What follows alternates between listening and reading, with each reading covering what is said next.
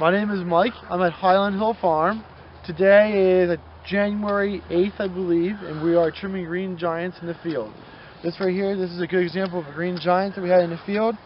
We planted this tree 2 years ago. It was about 8 inches tall when we planted it in a 1-quart container. And this is the first time we are pruning it, so you can see that it did grow fairly fast for us. There was 2 full growing seasons that's been in the ground now. So we should have trimmed it last year, but sometimes on nurseries we get so busy with work that we just don't get everything done, and that's why we're out here and it's maybe 10 degrees and we're trimming trees.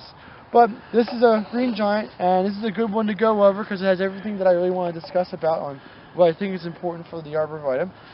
And I like our arborvitaes to have one central leader to it. That's the #1 thing that I want. I don't even care if it's sparse or anything like that, just one leader. But this one here has a second leader growing up on it. And we want to take care of that so it doesn't become a competitor or a dual leader or a co-dominant leader or whatever other word you want to use. So when we first start out, we'll go over to a spot where real nice branch union's at and cut off the piece that we want to get rid of. That way we have one leader, very defined. There's no any ifs or ors about it. So we got our one leader. Now, since it's a little bit thin, and not many people really like to have a real thin tree, we're going to go through and we're going to prune this guy down. And I could either cut it here for a light prune, or here for a little bit heavier of a prune. But since this is so sparse, we're going to do a little heavier of a prune. Then we're going to go on the sides and tip back the sides a little bit. And that's to encourage these guys here or these guys there to take over as central leader. The closer that the central leader is, the new leader coming in, to the old leader, the stronger it will be.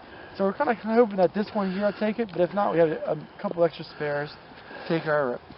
Since we trimmed those two, we're going to do the rest of the tree so it keeps its shape. And not all arborvitaes are the same, and each grower that you go to has a different ratio of height to width that the trees are. And for these guys here, these are spaced in very nice spacings. You can see the row spacing in between each tree is grand. So these guys here will probably become a little bit larger of a tree, maybe like around 8, 9, 10 foot tall, and that'll be there in maybe like 2 to 3 more years they'll be there. And so we go through, we just trim off a little bit of the sides, we make sure that all the tips are pruned everywhere to encourage this interior growth to come out. And next year when we come out, what I would like to see is this interior growth grow out, fill in, so you won't be able to see the trunk of the tree. Oh, you will be able to, but it won't be so obvious. I also like to see a new leader sprout up on one of these. We may have to come through, and if 2 or 3 of them develop, we may have to go through and trim them. But arborvitae, green giant especially, doesn't really do that. They usually have just one, and that's all that it does. So that's kind of how I like the tree.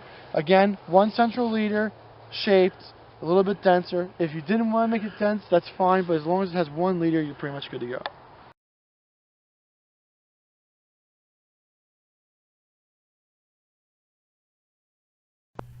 If you have questions about arborvitaes, give us a call at Highland Hill Farm. This is Bill. Our phone number is 215-651-8329. Thank you.